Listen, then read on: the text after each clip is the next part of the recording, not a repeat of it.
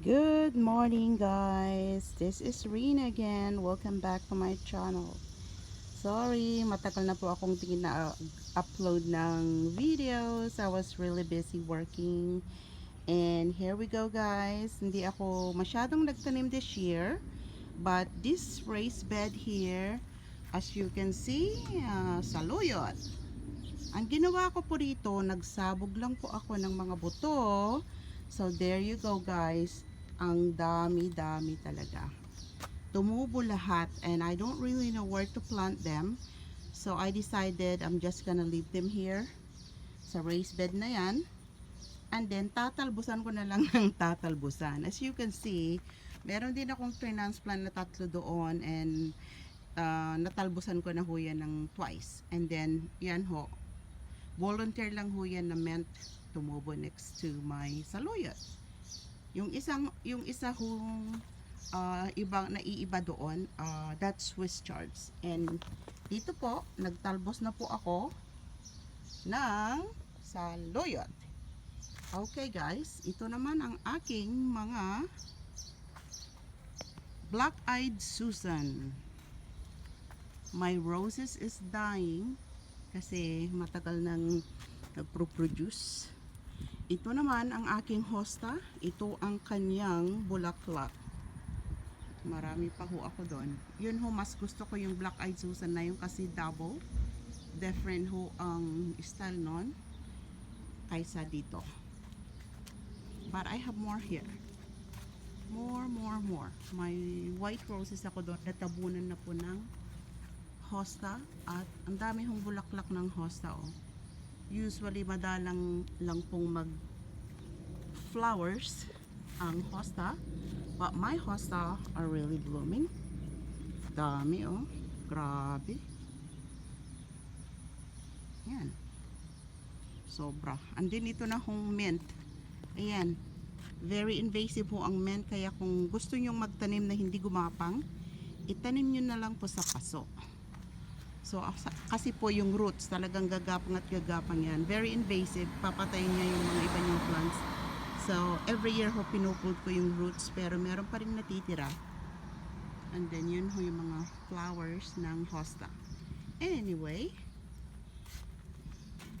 kanina pong umaga nandun ako sa backyard. Nag-harvest ng talong, kamatis at alokbate.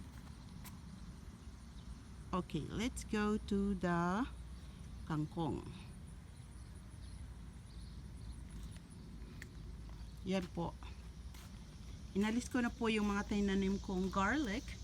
And right now po, ang mga nandyan, Swiss chards. Merong rainbow color. Iba-iba ako kasing pangalan niya. May red lipstick. May, ewan ko na. Hindi ko na maalala yung iba. Anyway guys, this is a volunteer. Kamatis po yan. Yung volunteer po yung dyan ko na lang po tinapon yung mga buto last year. And there you go, tumubo. This one, hindi ko nga ho alam kung crossbreed ito ng pichay at saka Swiss chards, but it came from a Swiss chard seed. So, ayan. But I truly believe na it looks like pechay or kasi makapal eh, makapal. Hindi naman Swiss chards kasi ito ang Swiss chards eh. Manipis-nipis. But I love Swiss chards. That's my favorite vegetable. Very prolific po ito. Pag nag-harvest po kayo, isa lang, alisin nyo yan, and then tutubo ulit from there. And then, there goes my kangkong, guys. 3 puno lang po yan. Pero the more na i-harvest mo, the more na mag-produce ulit. As you can see, very healthy. Nandyan lang ho sa barrel. 3 puno lang po yan. But that's good enough for me and my son. Well, he doesn't eat much vegetables, so it's more likely ako lang ang kakain yan. Ito naman yung red lipstick na sinasabi nila kasi red yung ano niya oh. Swiss chards din po to. Hindi ho ako nagtanim ng beets kasi wala namang may gustong beets sa bahay. Yan lang po ang tinanim ko dito sa front. I guess let's go to the back.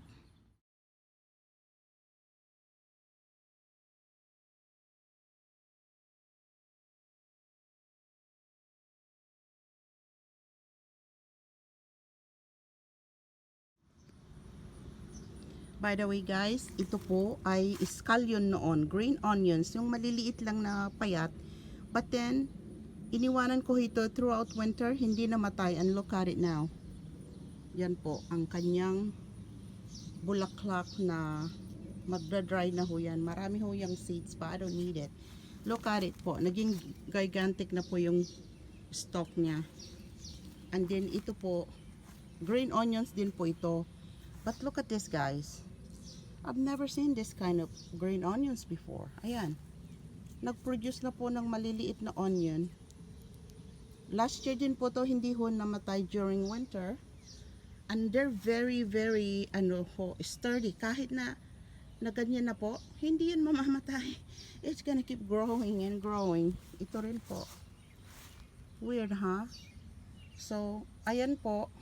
And then tumutubo na rin. So, I'm not exactly sure kung itatanim ko ito individually or what. Kasi, scallion ho ito noon, green onions. Lumaki lang yung stalk kasi 2 years old na to. Iniwanan ko last year. Anyan, ang bulaklak ho ito noon, and then suddenly, alam nyo ho ito kung paano lumabas. Halimbawa, ito, magiging matabayan, magbubok, and then suddenly, magiging ganito. But yung iba hindi nag-produce ng bunga, flowers lang. But these flowers, marami hong laman na seeds. Okay, I'm gonna take you guys to the backyard. Kunti lang pong tanim ko doon. Very few. Kasi wala akong time mag-take care ng vegetable garden this year. Alright, let's go.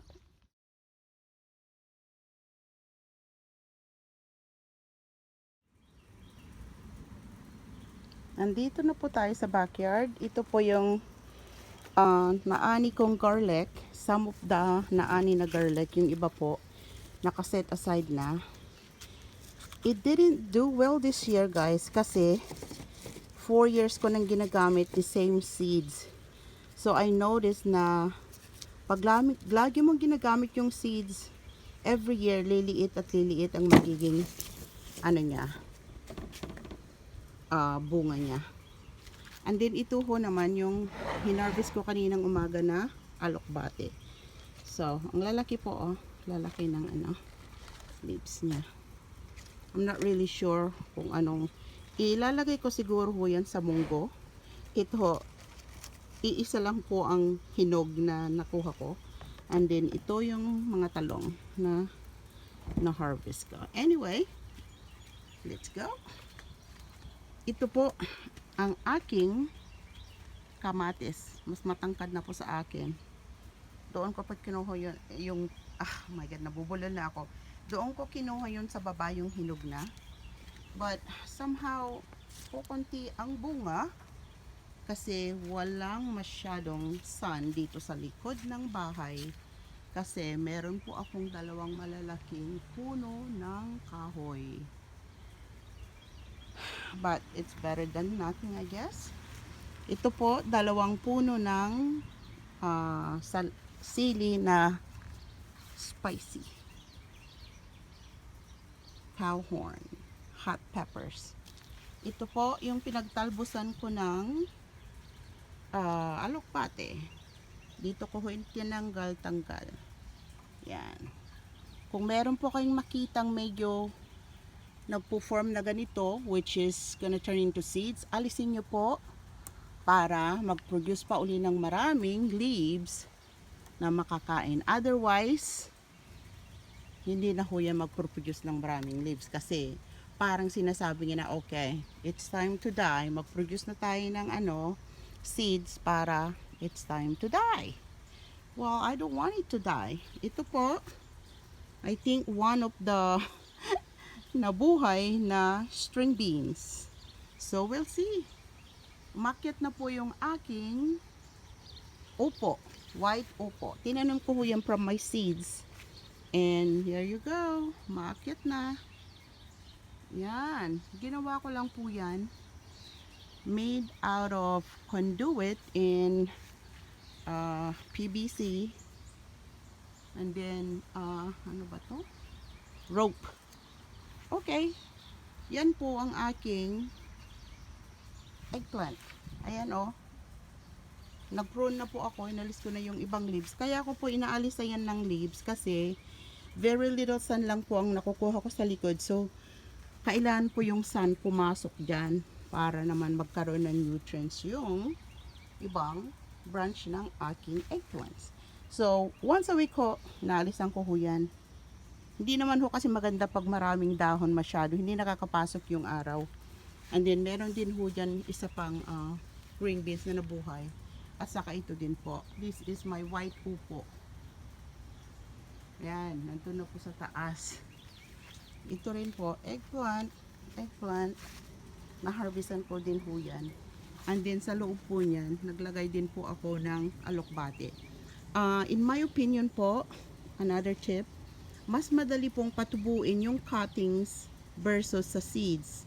Kasi yung seeds, I don't know, hindi ho tutubo yun unless na 90 degrees or something, talagang mainit. Pero yung cuttings ho, kahit 70s, 80s, itanim nyo lang ho sa lupa, mabubuhay at mabubuhay yan. Basta, diligan lang ho nyo kasi ano yan eh, type of ano yan, water spinach, parang kangkong din ho yan. Ito po, napakaliit, pero may bunga na rin at may mga ano na.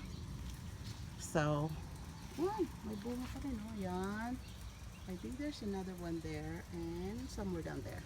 Yep, marami pa ho yan. Kasi kauumpisa pa lang.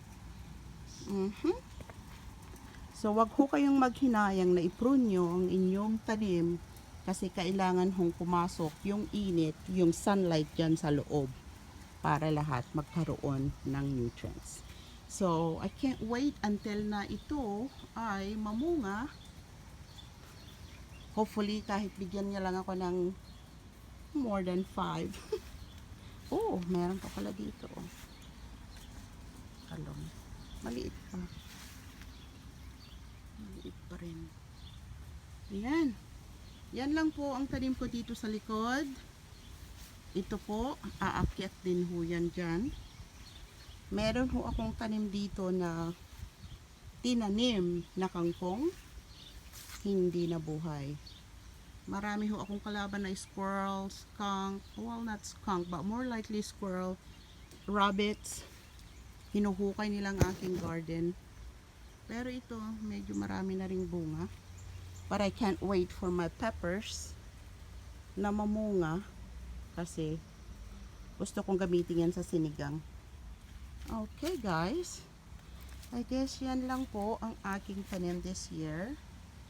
So, if you haven't subscribed yet guys, please subscribe. And thank you guys for watching and have a wonderful day and God bless us all.